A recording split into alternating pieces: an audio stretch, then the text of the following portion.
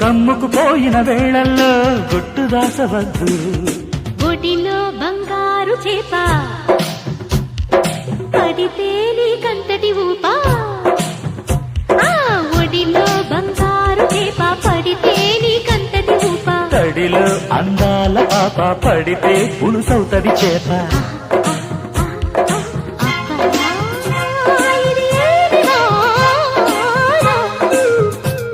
అబ్బబ్బా ఇది ఏమి వాన. కిటుకులు తెలిసిన చిటపట చినుకులు పిటపిటలాడిన పరువపు తడుకులు.